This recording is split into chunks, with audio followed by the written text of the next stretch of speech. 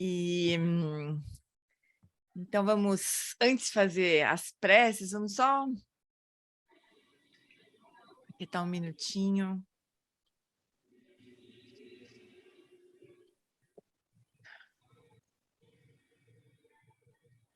Deixa o corpo acalmar, pacificar.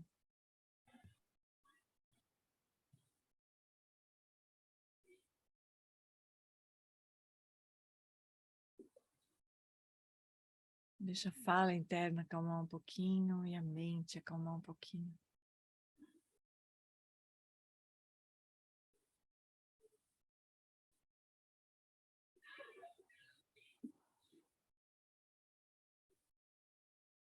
Deixa todas as atividades do dia assentarem para a gente poder abrir espaço para estudar o Dharma.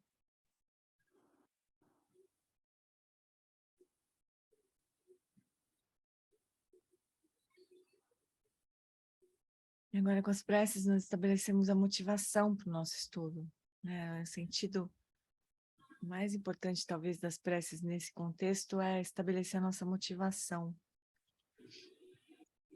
Então, a gente renova os nossos votos de refúgio nas três joias, a gente estabelece a motivação de atingir a iluminação para o benefício de todos, motivação da Bodhicitta, e a gente pede as bênçãos de Guru Rinpoche.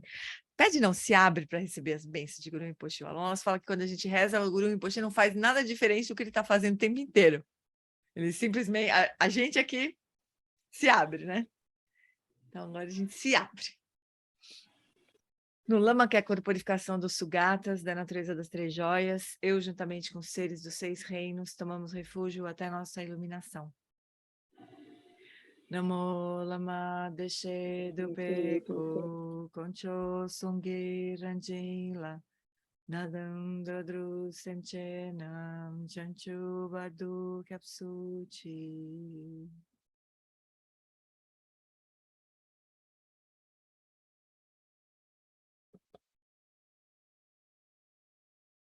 Para benefício de todos os seres, eu faço surgir o espírito do despertar e cultivo a realização no Lama como Buda. Por meio de atividades iluminadas, treinarei cada ser de acordo com suas necessidades e faço o voto de liberar o mundo. Semke droa kondonto lama sangye druneni ganla gandu trinleki droa droar dam chao.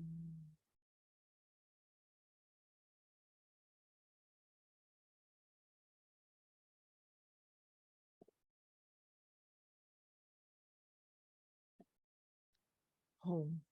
Na fronteira noroeste de Udiana, no coração de um lótus, está sentado aquele renomado como Padmasambhava, que alcançou o espantoso Supremo Siddhi, e está cercado por uma hoste de muitas daquines. Seguindo suas pegadas, dedico minha prática, por favor, aproxime-se e conceda suas bênçãos. Guru Pema Siddhi Hum. Eu vou cantar para vocês uma melodia da Prece das Sete Linhas, que o Lama Sonan canta, eu estava ouvindo os ensinamentos dele, acho muito doce o jeito que ele canta. E é assim. Hong orgen yugi nu chansam pema ge sa dong polayam sencho gi no trunye pema june she sudra kurdu kandro mampekor keki jesu dadruki jingila chi shek suso Guru Pema Siddhi Hum Hum Orgen Yugi Nujan Sang Pema Ge Sadom Polayam Sencho Gi Nyodrunye Pema June She Sudra Kurdo Kandro Mampekor Keki Jesu Dadruki Jingelache Sheksu So Guru Pema Siddhi Hum.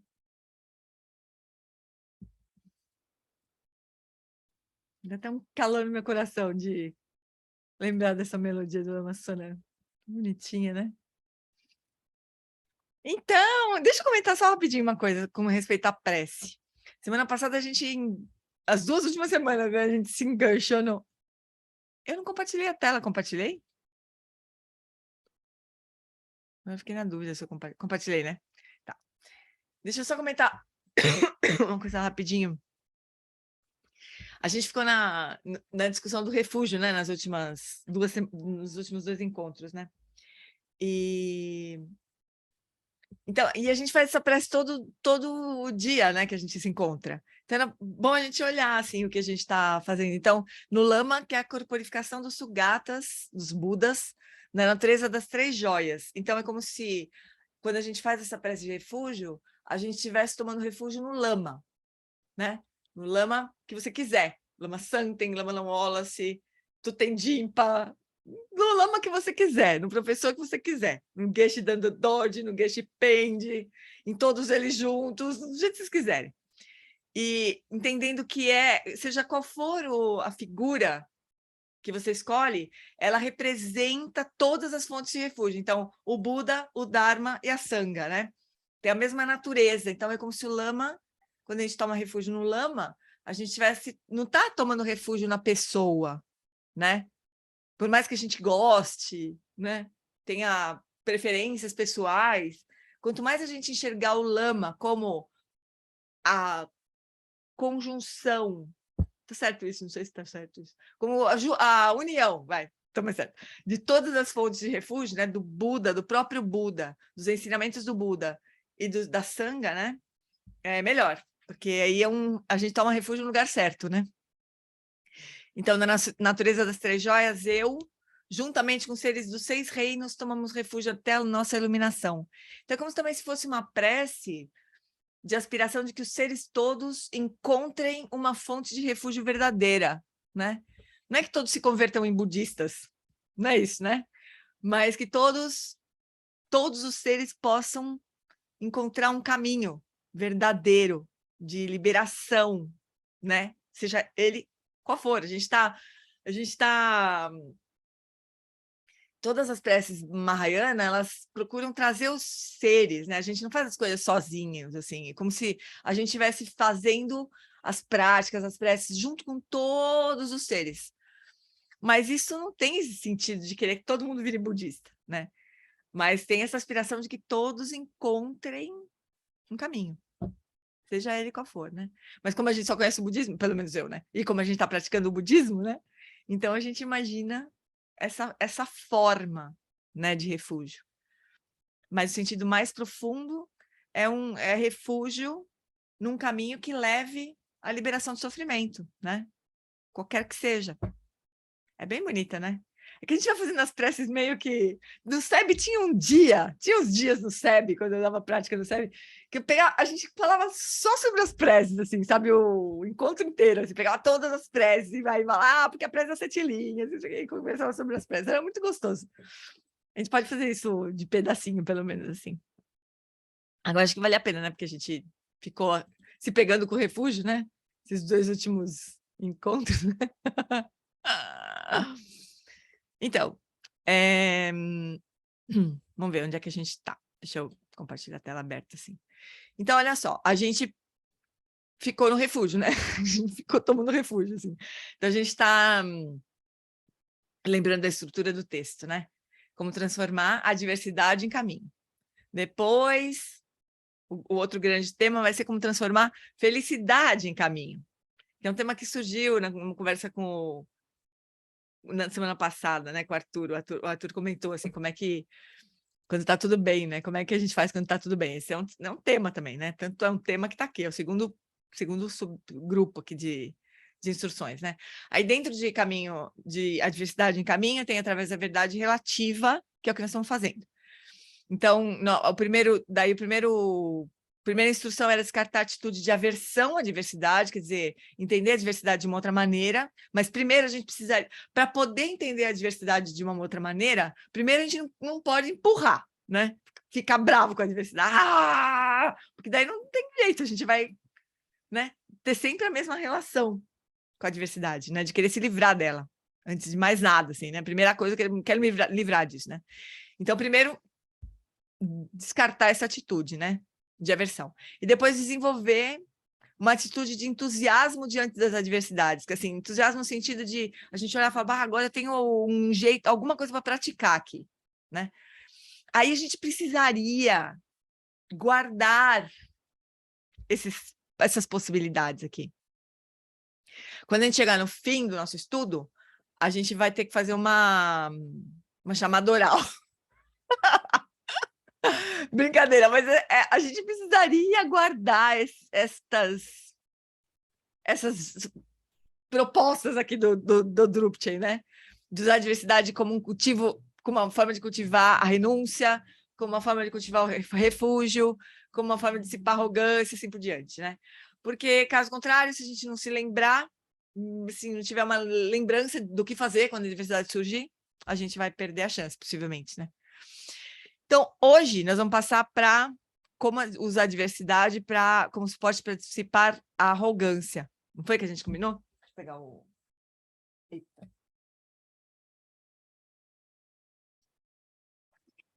Deixa eu abrir aqui o nosso livro. Então, ó, a gente parou na página 45, então a gente combinou de estudar até a página 48. Acho, Não era isso?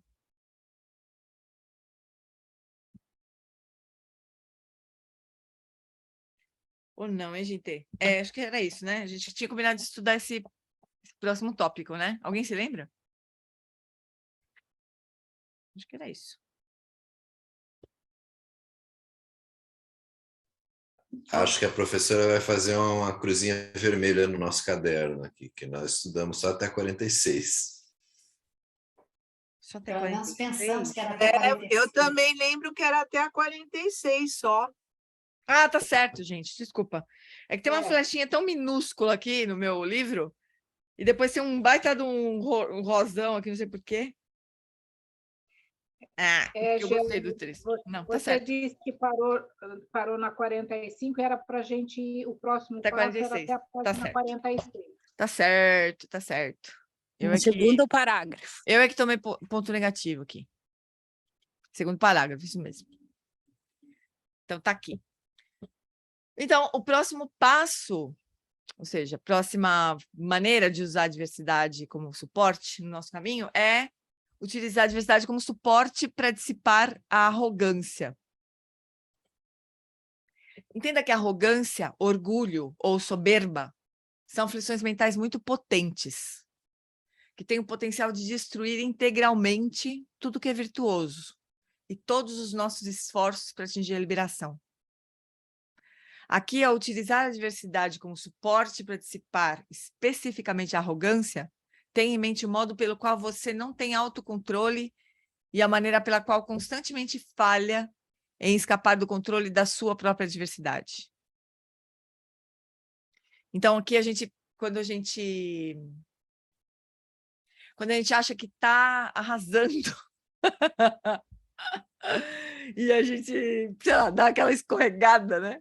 E fala, pá, e não é que, né? Não é que ainda não, né? Então, a gente precisava usar isso, né, para se lembrar. Ou quando a gente escorrega, ou quando realmente acontece alguma coisa difícil para a gente, né? Então, quando acontecer, a gente percebe, né? Que a gente não controla nem a nós mesmos e nem as coisas, né? Portanto, reconhecer essa falha também tem o potencial de aniquilar qualquer orgulho que você possa ter de si mesmo, enquanto praticante. É muito legal isso, né? Porque, por um lado, a gente precisa reconhecer as nossas virtudes, né? E se regozijar nas nossas virtudes e se alegrar e tudo mais. Mas se começar a surgir esse orgulho, a gente para de aprender. A gente acaba não escutando mais, né? Não se abrindo mais para os ensinamentos, né? Para aprender com as pessoas e com a nossa própria situação, né? O orgulho é algo bastante desagradável e traiçoeiro, porque, sem que você perceba, fecha a porta para o desenvolvimento de qualidades puras. Se você pensa que já sabe algo, então mesmo quando estiver ouvindo os ensinamentos ou contemplando-os, você já tem a sensação de que sabe mais do que eles. Isso impede de aprender sobre o que estiver ouvindo. Sabe o que é o mais complicado do que aprender? A questão não é mais complicada, acho que não é a questão conceitual, sabe? É a história do vaso cheio, exatamente. Porque é tão diferente aprender uma coisa conceitualmente e realizar aquilo. É tão diferente, né? É tão diferente saber falar sobre alguma coisa e corporificar aquilo. Então, geralmente, a gente se contenta em entender, né? E aí, bobear, a gente já se orgulha a partir daí. Entendi tudo, eu sei de tudo, eu sou demais. E daí a gente nem a gente não aprende de verdade, né? A gente só entende conceitualmente, né? E aí o aprendizado mesmo que vem de deixar aquilo se aprofundar no nosso coração nem acontece. Fala, Ninha, ou Paulo, não sei. É interessante, né, que a gente só vê no outro aquilo que a gente tem. Então, eu reconheço o orgulho, a arrogância do outro, porque eu, com certeza, sofro disso. Mas eu estava me lembrando de que quando a gente foi uma vez só no Sukhavati aqui, que é o Sukhavati, que eles chamam aqui em 4 Barras, e no final de tudo lá, né, tinha 2 moças, eram bem jovens, a gente mal conheceu, né, e uma delas, né, estava falando para a responsável lá, né, ai, você já sabe, eu não vim aqui semana passada, mas eu já sei falar todas essas preces em japonês, ele não falou japonês, né? Mas quase que eu entendi isso, né? Assim, mas que coisa, né? Mas é interessante que ela não, com certeza não fez isso por maldade, né? Mas aquela a se arrogar, eu já sei tudo isso, sabe? Falo em tibetano, em português, e eu não sabia nada daquela, porque muda um pouco, né? Assim, cacete, mas que coisa, né? Mas é interessante, e eu né, fiquei assim, aquela coisa, né? E aquilo me marcou, assim, por que né, eu fiquei assim? Aquilo, para ela, se ela acha que já é um espírito iluminado, porque sabe todas as preces, em todas as línguas, o problema dela, né? Desse que não se sabe, né? Se ela soubesse, ela não estava lá falando aquilo, aquela besteira, né? Mas é interessante como aquilo rebateu em mim aquela coisa do orgulho, até numa coisa nobre, que são as orações, que interessa, né? Que interessa. Eu acho muito interessante. Engraçado mesmo. Eu lembro quando eu cheguei no SEB, eu queria muito aprender aquelas preces em tibetano e falar rápido. Eu achava o máximo aquilo. Acho que todo mundo tem um pouco isso, né? Quando começa a fazer as práticas, aquela monte de prece. Eu achava super bonito quem sabia falar rapidinho, toda, sem ler a sadhana. Como a gente é besta, né? Putz, grilo. Agora, ó, sabe uma coisa que eu tenho, que uma estratégia, que eu acho que você estava falando agora, eu estava pensando, cabe. Toda hora que eu vejo alguém falando alguma coisa que eu saco também, eu penso, cabe. Uma estratégia que o Eric Pemakunzan está ensinando no Body Training, né? Que é de toda vez que você testemunha alguma coisa, tipo essa arrogância da moça lá, né? Por exemplo, né? Então, que é vamos dizer, uma falha, né? É uma não virtude, a arrogância. Muito negativo para ela mesma, né? E para os outros também, porque acaba gerando afastamento, né? Então, toda vez que a gente testemunha uma qualidade negativa, assim, a gente testemunha, vê aquilo acontecendo, e na hora a gente faz uma aspiração assim, que possa haver mais momentos livres de arrogância. Não é isso que ele está ensinando, mas é uma outra coisa que ele está ensinando com essa estratégia. Eu acho tão linda, acho que eu já comentei, não foi? Ou não? Não. Que possa ter já não mais sei. momentos. Toda vez que a gente... Porque assim, vamos supor, ele está no Body Training, ele está ensinando as 4 flores, que ele chama. Não, são 4 qualidades que ele considera fundamentais de a gente desenvolver.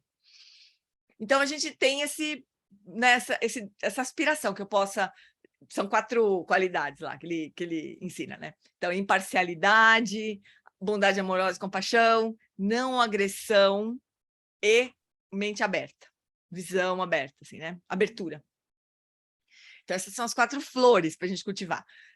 Uma forma de a gente cultivar, isso eu acho muito hábil, essa forma de praticar, que assim, eu quero cultivar o positivo, né? Uhum. Como é que eu faço para me lembrar disso? Quando eu dou de cara com o negativo, por exemplo, né? Quando eu dou de cara com o oposto. Então, toda vez que eu vejo em mim mesma ou no outro parcialidade, né? Falta de equanimidade, em vez de eu criticar ou de fazer qualquer coisa, eu possa haver mais momentos de imparcialidade. E aí o Eric fala assim, nesta mente e nas dos outros. E, sei lá, quando a gente vê alguma situação de falta de amor, né? Que possa haver mais momentos de amor nesta mente e na mente de todos os seres. É uma forma super hábil, porque toda vez que... Porque isso vai acontecer direto, né? Sempre a gente vai ver o contrário das qualidades que a gente admira, né? Em vez disso virar uma... quando a gente faz isso, né? Em vez de se transformar em culpa, né? E quando é com o outro, em vez de se transformar em crítica, a gente pega aquela situação e se lembra do que a gente está querendo. Que possa haver mais momentos livres de arrogância. Possa haver mais momentos de sabedoria. Porque, como o Roberto falou, né? O orgulho, ele é uma coroação da reificação do eu, né? É o próprio, né? Tem um eu ali e o orgulho vai inflando esse eu que está reificado naturalmente, né? Fica mais difícil, com certeza, vai complicando, né? Então, toda vez que a gente se encontra com o oposto das qualidades que a gente quer, que a gente admira, a gente formula essa aspiração que possa haver mais momentos livres de orgulho aqui, nesta mente e na mente dos outros. Não é, né? Ele ensina essa prática com relação às tais das 4 flores lá, né? Mas cabe para tudo, para todas as coisas que a gente quer desenvolver, né? Eu acho tão bonito, porque né, quando é com a gente, livre a gente da culpa. E quando é com outro, livre a gente da raiva, né? Que nem você falou, putz, que idiota, por que ela... Que bela porcaria saber falar as preces, né? E daí que ela sabe falar as preces, né? Que tonta. Mas é um obstáculo, né? O que o Dodrup está falando é assim, ó, orgulho, aliás, o Gyatso Rinpoche está falando aqui, né? Orgulho é um tremendo obstáculo. Porque, não tem só trabalho a gente entender as coisas conceitualmente. Tem o trabalho de realizar as coisas. Eu tenho me batido com isso, gente, de um tanto, assim. Porque é tão diferente a gente... Os mestres falam isso pra gente, a gente não ouve, né? É tão diferente a gente entender as coisas conceitualmente, né? Ter a realização daquilo mesmo, né? Oi, Atila, fala, querido. Uma coisa também que é dita, né, que previne o orgulho, que é muito boa para prevenir o orgulho, é você se alegrar diante das coisas, né? Então, assim, que é uma posição não enviesada, justamente não parcial, né? Que é você, puxa, né, se a pessoa tem tal e tal virtude, que bom, né? Ela, ainda que seja uma coisa ilusória, que ela acredita, entendeu? E, tipo, você sabe falar tibetano, né? Ou coisas assim. Mas alegria é uma empática alegria, mesmo, a pessoa está tendo uma... Justamente, Porque, na verdade, assim, existe 2 coisas que estão presentes, né? Que é o sofrimento, a pessoa que tenta se afirmar e se agarrar dentro dessa coisa de eu sou o praticante, a personagem, mas tem a alegria também dela estar buscando, né? Então, se a gente olhar com admiração, essa prática das 4 flores, né? Ela é muito bonita por isso, porque ela dá uma parada para você observar o que tem que não é enviesado, que não é agressivo, né? Que é equânime, né? Enfim, é bacana. Com certeza, isso também Aí previne. Eu lembro do antídoto. texto, do comentário do Lama Zopa, nessa ponto do orgulho, nesse mesmo texto, né? Ele fala que a alegria é uma forma de prevenir o orgulho, a raiva e etc. E os outros elementos, ela previne. Inveja, né, também. Isso, a inveja também previne, entendeu? Uma vez Porque eu tive você uma se bordoada. alegra. eu tomei uma bordoada do Lama Karma, que é um professor do Alan Wallace, né? Porque eu tinha assim, eu dava uma torcida de nariz, assim, com a felicidade hedônica. Quando eu via, né? Acho que eu já falei isso. Se eu estiver repetindo, vocês me avisam. Eu não quero ser aquela pessoa chata que fala sempre a mesma coisa. Vocês me avisam, né? Se eu já tiver falado, por favor. Tá. Então, eu tinha meio que dar uma torcida de nariz, assim, quando eu via, sei lá, alguma coisa muito hedônica, sabe? Assim, ganhei na Mega Sena. Não, ganhei na Mega Sena não, mas, sei lá, alguma coisa assim, muito hedônica. Eu dava uma torcida de nariz, isso aí é uma ilusão, né? Eu tinha essa coisa, assim, não tinha... Meu, sabe o que o Lama Karma falou para mim? Ele falou assim, isso aí é inveja. Então, você faz o seguinte, você se alegre, isso é alegria empática. E daí você reza para que a pessoa não se fixe naquilo. Isso é compaixão. Eu fiquei com uma vergonha de ter perguntado, mas também, nunca mais esqueci, e aquilo realmente funciona mesmo, né? Porque eu já me peguei várias vezes. É duro o Lama falar para você, isso aí é inveja, né? É dureza. E eu não me reconhecia, não achava que era inveja. Mas é um pouco de inveja, eu acho, também. Também deve ter um pouco de inveja. Não sei, às vezes eu não reconheço ainda a tal da inveja, mas eu resolvi seguir a instrução dele, né? Se alegra. Não interessa se é hedônico, se é idiota, desde que seja virtuoso, né? Não seja uma coisa... Matei o vizinho que estava me enchendo o saco, estou super feliz. Aí a gente não vai se alegrar com isso, né? Mas se é uma coisa boa, né? Assim, mundana, mas Comprei um boa, celular. tudo bem. Oi?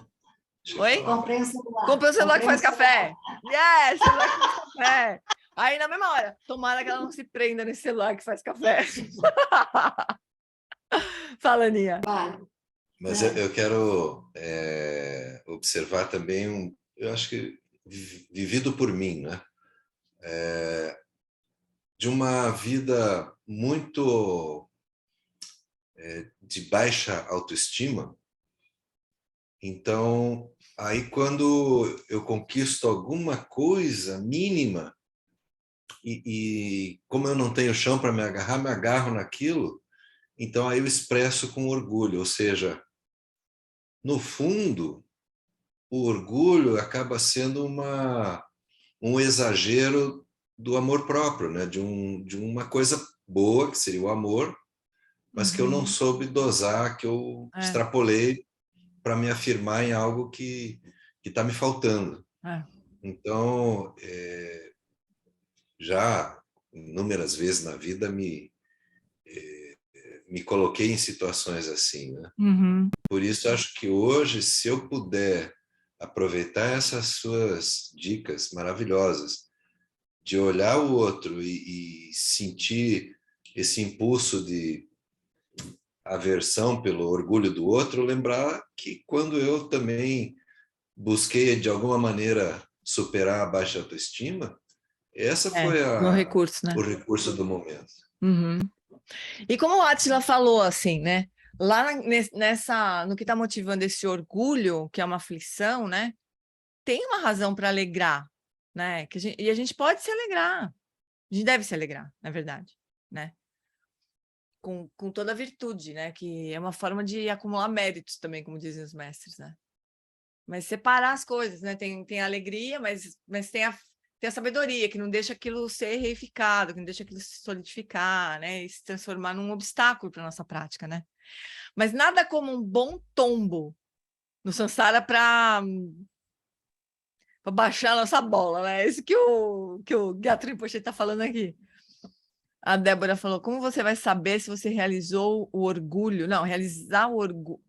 A não ser que você seja um santo ou um mestre, é muito difícil achar uma pessoa realizar isso. Como assim? Não é bem realizar o orgulho, né? É realizar eu estava me referindo aos ensinamentos, assim. Então, às vezes a gente aprende alguma coisa, entende conceitualmente, mas não aplica aquilo não transforma a gente verdadeiramente. Então, a gente não tem aquela realização daquele ensinamento. E também não é 0 ou 100, né, também. A gente vai devagarzinho, né? Vai percebendo que aquilo teve um efeito em mim. Tipo essa porrada que eu levei do Lama Karma aí, eu, em seguida, já tive várias possibilidades, várias oportunidades, assim, de engolir aquele nariz torcido pela felicidade idônica dos outros, sabe? Muitas oportunidades. Aí a gente, aos poucos, aquilo vai sendo incorporado, né? Mas quando a gente tem a sensação de que sabe muito porque recebeu muito ensinamento, a gente está perdido. Porque daí a gente não vai nem se prestar a pegar aquilo e ouvir de novo, e aplicar na vida, e tentar aplicar, e quebrar a cara, porque a gente acha que já sabe, né? Isso que o orgulho ajuda, desculpa, que a diversidade ajuda, né? A quebrar um pouco essa possibilidade de orgulho. E vamos continuar lendo mais um pedacinho, vamos ver se surge aqui. O orgulho é algo bastante desagradável e traiçoeiro, porque sem que você perceba, ele fecha a porta, né, para o desenvolvimento das qualidades puras. Quer dizer, a gente não consegue nem aprofundar muito, assim, como se a gente já se contentasse com uma coisa rasa, né? Então, a gente não aprofunda os ensinamentos. Se você pensa que já sabe algo, então, mesmo quando estiver ouvindo os ensinamentos e contemplando, você já tem a sensação de que sabe, mais do que o professor. Eu nunca me esqueço, o Lama Santen, eu já vi várias vezes, ele indo assistir qualquer coisa. Tem aqueles eventos no SEB maluco, que convida, né, tudo que é gente, tudo que é jeito, né, de áreas diferentes. O Lama Santen vai sempre com um caderninho. E ele fica anotando as coisas que as pessoas falam, assim, né? Eu acho aquilo tão bonito, né? Especialmente quando é alguém de uma outra área, que não é professor budista, sei lá, um professor de outra área. Não, uma outra, sei lá, expert em outra coisa, assim. E mesmo nos retiros que o Lama Santen acompanha, né? A coisa mais bonitinha. Eu lembro uma vez com o Tenzin Wang também, lá no Rio de Janeiro. O Lama Santen estava do meu lado, eu estava traduzindo, né? Aí o Tenzin Wang falou assim, quem que já leu aqui um livro meu, não sei qual que era, Yoga de Sonhos, sei lá. O Lama Santen levantou a mãozinha, assim, tipo aluno, né? Aí eu li. Coisa mais bonitinha. Aí quando a gente vê esses lamas, né, que a gente respeita, que a gente admira, com essa humildade, fala, meu, e eu me achando alguma coisa, né? É bem legal também a gente observar isso, né? Essas pessoas que a gente admira muito, geralmente quem realmente tem alguma realização não tem orgulho, né? Tem humildade, na verdade. Então, isso impede de aprender sobre o que você estiver ouvindo. Quando atingir o estado do completo despertar e estiver livre da escravidão da existência cíclica, então você poderá ter algum senso de confiança de que sabe alguma coisa, porque a sua mente estará finalmente livre da escuridão mental. Entretanto, há um tipo de orgulho que é necessário, que é o orgulho da deidade. Aqui já é uma outra parada. O orgulho da deidade, eu vou contar para vocês já, mais ou menos, quem não tem familiaridade com Vajrayana. Ele não é o mesmo que o orgulho comum. Espera só um pouquinho. Tem uma coisa interessante que é o que o Átila estava falando, um pouco do que o Paulo estava falando também.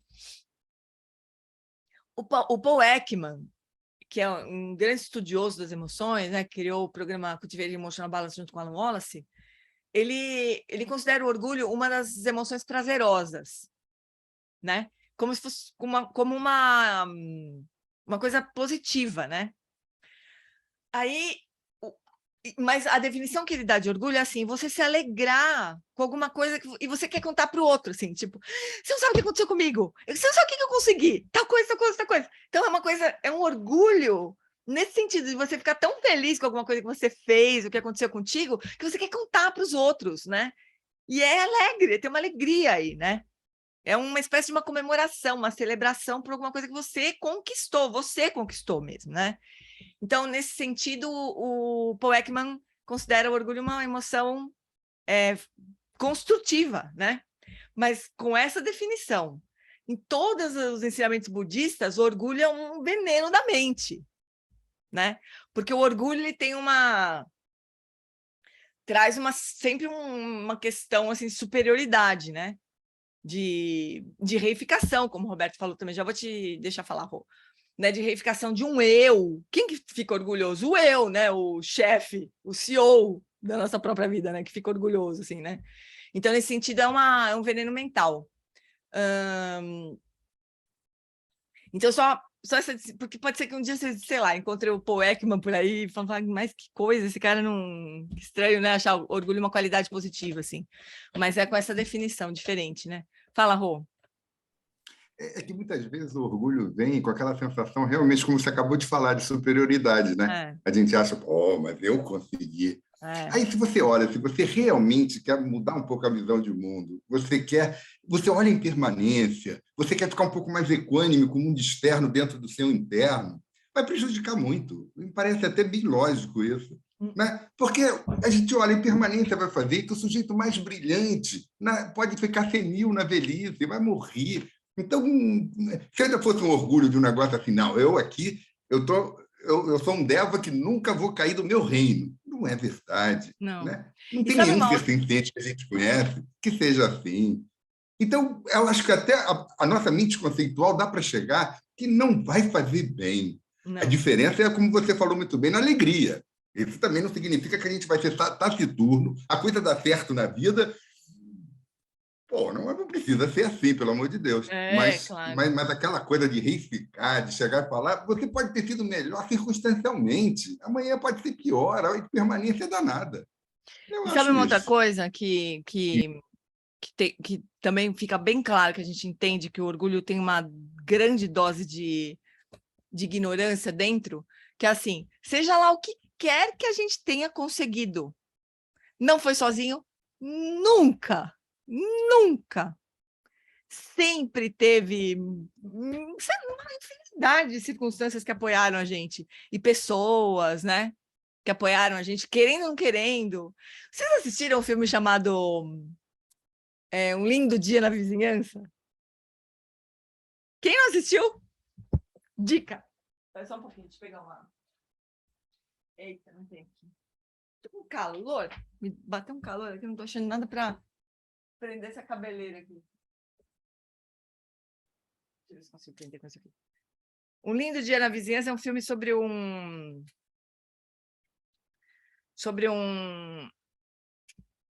apresentador de televisão americano chamado Fred Rogers, que existiu de verdade, era de verdade ele.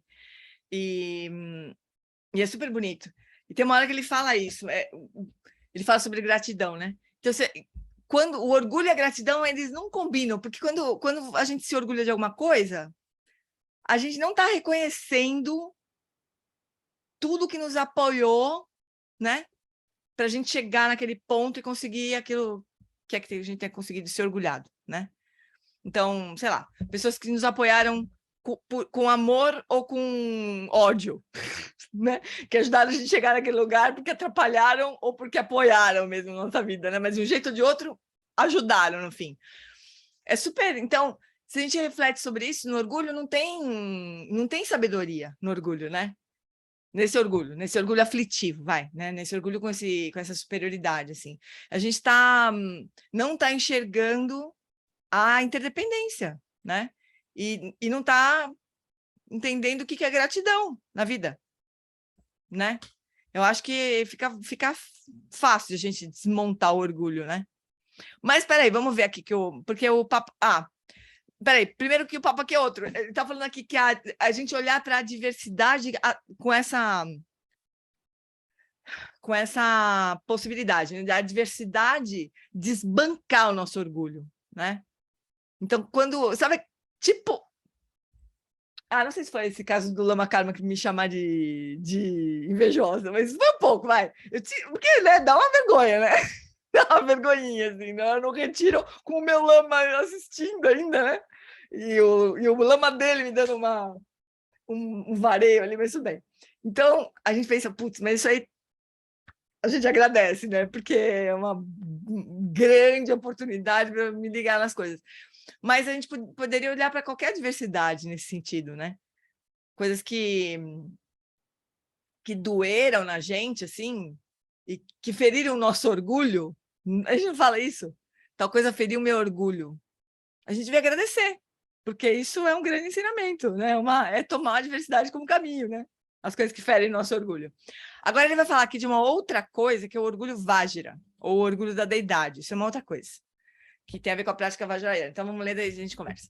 Então, ele vai falar assim: entretanto, há um tipo de orgulho que é necessário, o orgulho da deidade. Ele não é o mesmo que o orgulho comum. Quando você pratica o Vajrayana e gera a sua própria natureza como uma deidade, você se torna consciente da sua natureza de sabedoria primordial e da sua expressão ou corporificação como uma deidade em particular, pacífica, irada, de qualquer classe, a qual a deidade pertença.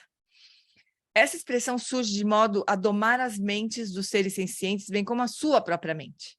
Enquanto estiver nesse estado de consciência pura, você está despertando a semente que leva à liberação.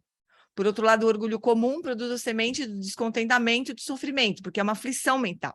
Há uma enorme diferença aqui que precisa ser reconhecida. Então, Vajrayana, as práticas do Vajrayana, como que é o nome do filme? Peraí. É um lindo dia... a Carolzinha viu. Um lindo dia na vizinhança. No Vajrayana, né, que é um dos yanas, um dos caminhos budistas, a prática principal é a prática da deidade, né? Então a gente recebe a iniciação de um lama, né? Por exemplo, no Otsaulin, a Lama Tsering toda hora dá a iniciação da Tara Vermelha, né? Que foi uma prática que o Shagdu Rinpoche ensinou. Então a gente recebe a iniciação de Tara Vermelha, daí a gente recebe uma sadhana, né? Que é uma instrução de prática, assim. E nessa instrução a gente vai se visualizando como a deidade, né? Então eu tenho o corpo da deidade, eu recito o mantra que é a fala da deidade e eu manifesto as qualidades da deidade. Então é como se a gente se transformasse naquela deidade. Essa é a parada da prática do Vajrayana, né? Então quando a gente quando a gente é um praticante de Vajrayana e faz uma prática de deidade, nesse momento em que a gente está se visualizando como uma deidade, e nós e todos, não é assim, eu sou Tara, você não, viu? Você continua sendo um ser senciente lascada e horroroso. Não, mas eu sou Tara. Não é isso. Eu e todos somos Tara, né?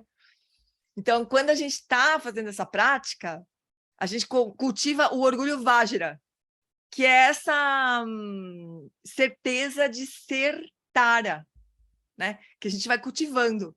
Começa a gente fala assim, que Tara, eu sou Jane aqui fingindo que eu sou Tara, vermelha ainda por cima, imagina eu vermelha, linda, vermelha, toda não sei o que, cabelo não sei como, né? Então a gente tem acha que tá fingindo, a gente tá fingindo mesmo, né? Porque a gente não tem realização nenhuma porque a rigor, o que deveria ser feito? A gente se deixa todos os apegos nossos ao corpo, à nossa identidade de Jane, né, de ser humano, a gente deixa tudo isso se dissolver na vacuidade, a gente reconhece a vacuidade de tudo isso. Daí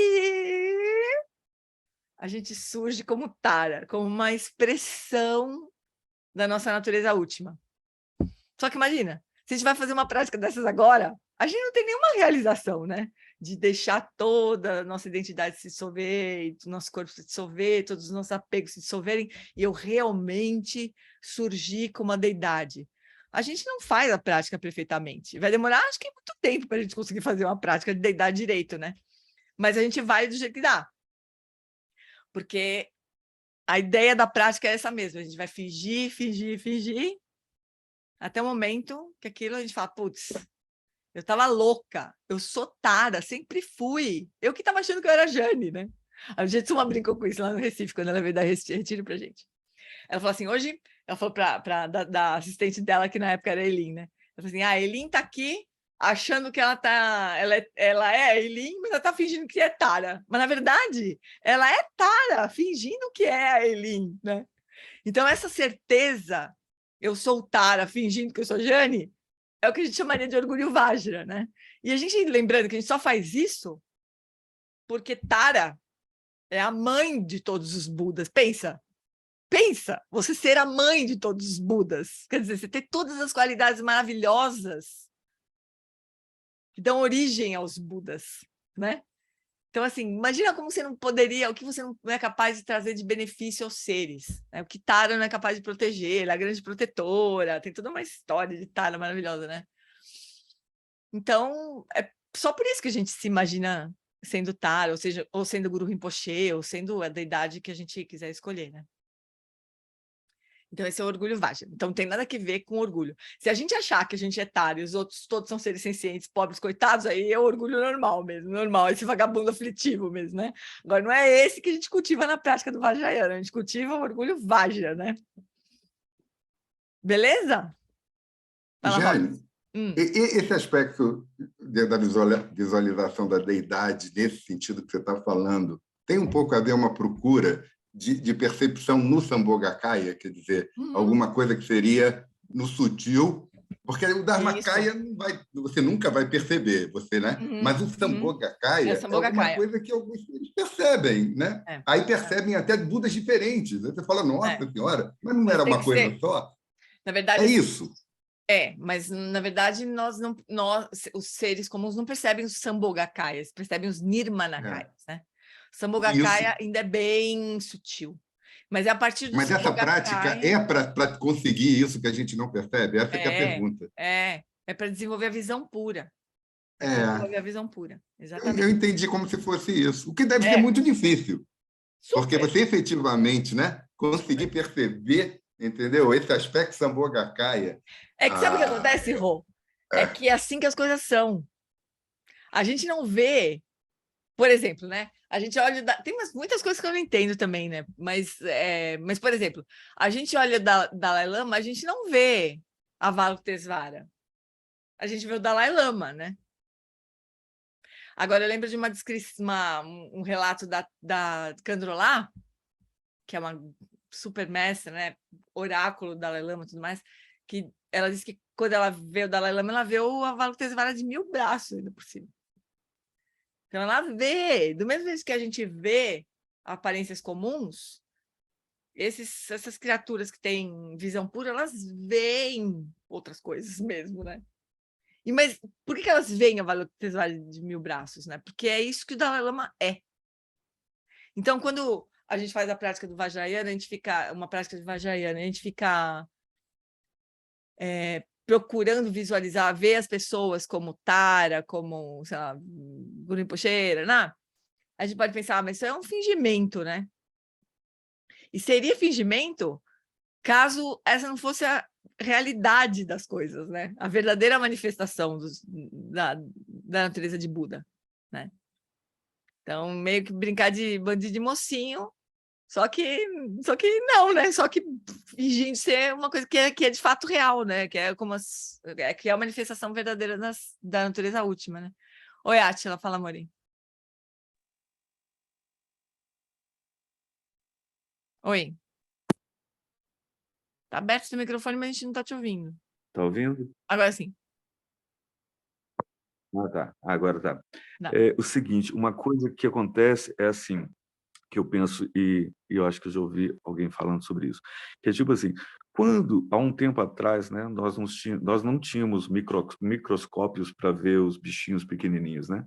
E aí se dizia que aquilo ali era determinadas coisas não vistas, até que você começa a classificar. Então, ou seja, o Vajrayana é um veículo e, ao mesmo tempo, é como se fosse um grande microscópio onde você treina qualidades de deidade.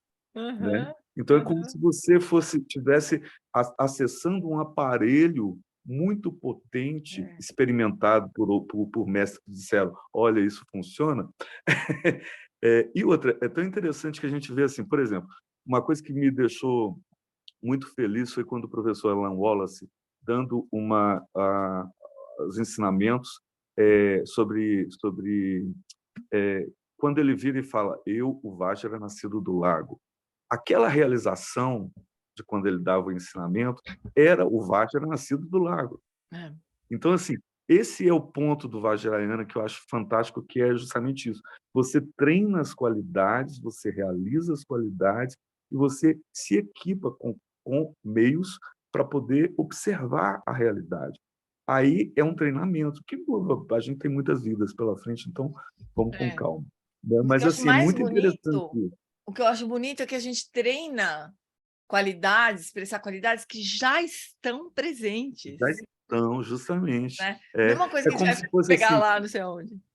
Se afunde em você mesmo, entendeu? Porque fala de coisas que não são estranhas, tipo assim, eu nunca vi essa virtude em mim. Não, você viu. Na verdade, assim, só que o foco era outro, o foco era o que te carregava para outro lugar. E, de repente, ali, uma prática onde você tem elementos que você vai montando a visualização daquilo, e aquilo vai tornando como se fosse um solo mesmo, um cultivo, entendeu? Aquilo vai dando uma base. Então, é muito interessante, né? Porque, assim, é bem isso quando esses seres conseguem visualizar, né, já essas formas mais sutis, é porque eles estão realizando isso, né? Então, assim, e é um treinamento. Então, eu acho que aí entra o fator do orgulho Vajra, é um fator que ele despe o orgulho, é uma desconstrução do orgulho comum. E você ergue qualidades muito elevadas, que não excluem as outras, entendeu? Que não excluem as outras pessoas, que envolvem todo mundo, que é inseparável de todo mundo. Então, assim, é muito interessante, né? Porque é orgulho, mas não é orgulho. Orgulho, mas Não é orgulho, é a perfeição do orgulho. Fala, a perfeição do orgulho, justamente. É orgulho que, opa, que bom que você está aqui, estamos todos juntos, né? É muito bonito, muito bonito. Eu acho que o primeiro passo que a gente pode dar é a gente reconhecer a vigília como um tipo de sonho. Porque, normalmente, quando falo assim, dessas visualizações, eu sempre penso, parece matéria de sonho entrando na prática do sujeito. Mas se a vida de vigília, que a gente acha tão fixa, tão real, como a ciência acha, né?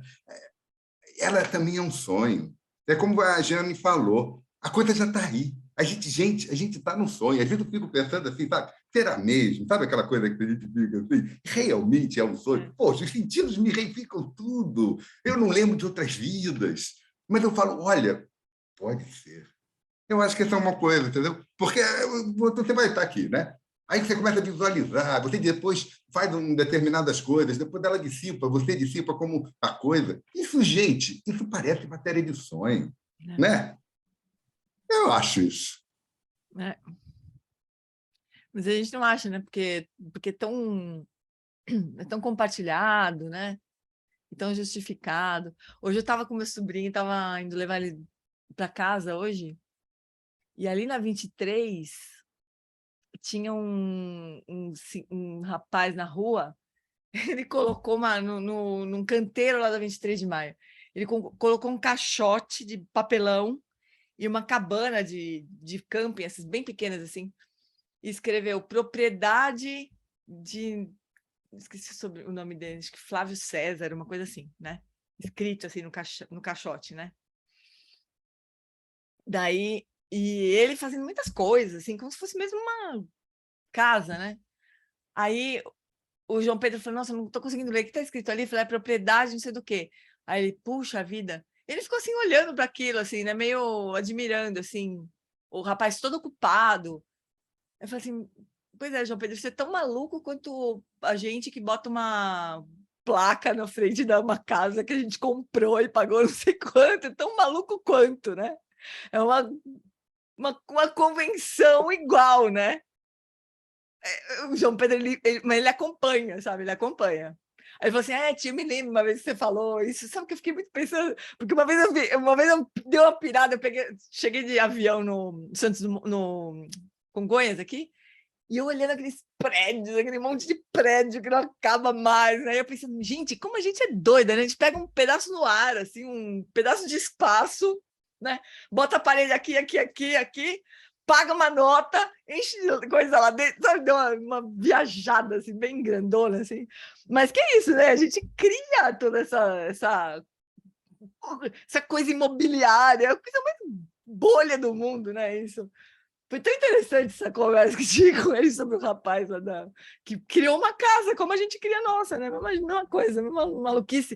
Só que a nossa é mais convencional, assim, né? A gente já concorda com isso, né? Fala, Cris. Então, hoje eu estava falando com uma amiga exatamente isso, né? As crianças, quando são menores, elas têm dentro delas uma simplicidade e uma compaixão que se perde ao longo do caminho. É isso que eu fiquei intrigada. Ela contando um caso da filha, né? E aí eu lembrei do meu filho, né? Que numa época que ele era pequeno, meu marido trocou de carro.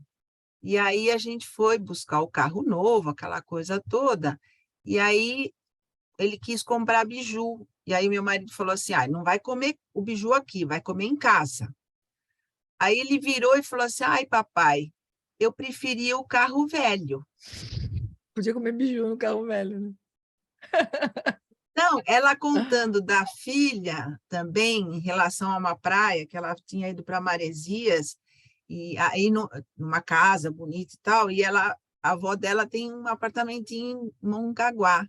Aí ela não podia isso, não podia aquilo, o mar não podia entrar porque era brava, não sei o que. Ela falou assim, ai, mamãe, eu prefiro a outra praia.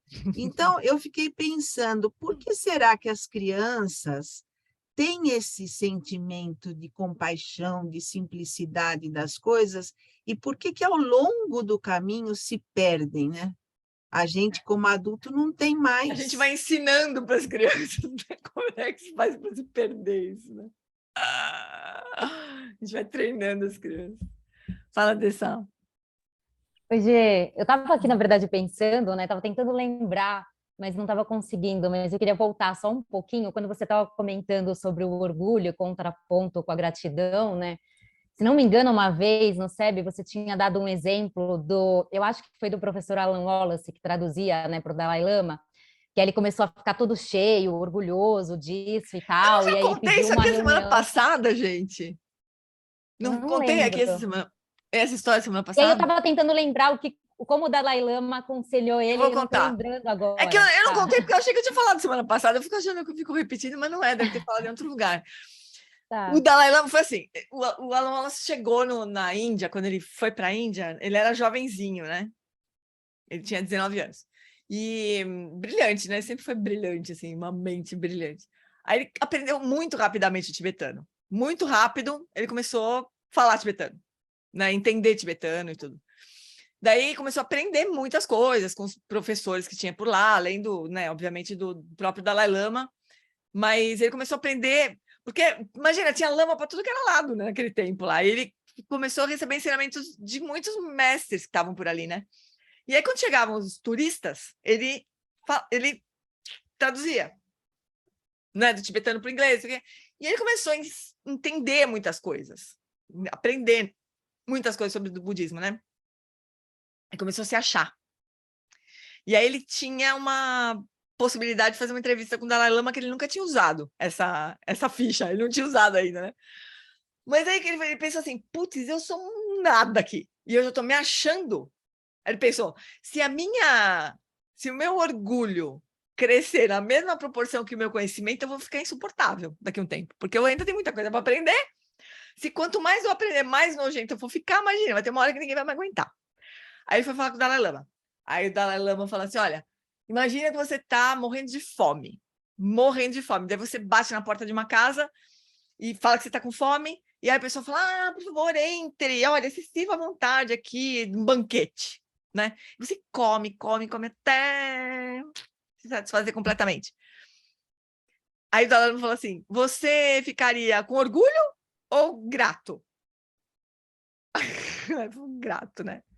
Então, você chegou aqui com uma fome de Dharma e foi servido um banquete para você. E você está se alimentando desse banquete. Você sente orgulho ou gratidão? Ai, me dá vontade de chorar. Só de... Orgulho ou gratidão? Gratidão. Ele não...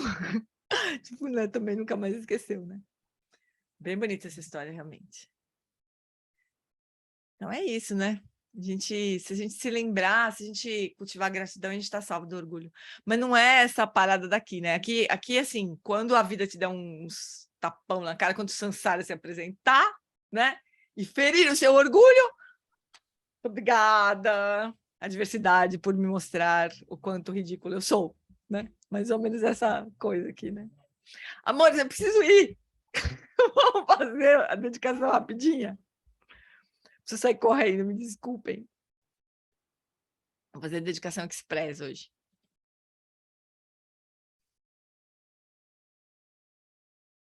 Ai.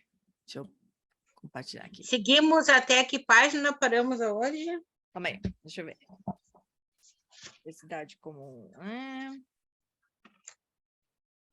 Então, da 46 até o segundo parágrafo da 48.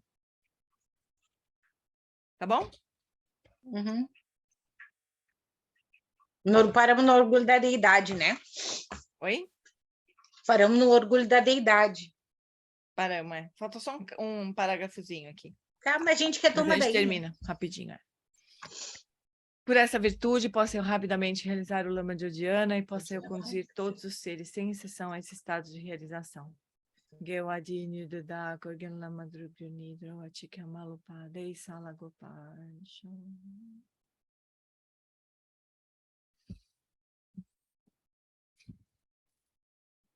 Tudo bem, fofuras? Tchau. Obrigada. Boa semana. Obrigada a todos. Tchauzinho. Tchau, gente. Beijo para Boa todos. semana. Boa noite, Boa pessoal. noite. Obrigada. Boa noite. Boa noite. Beijo.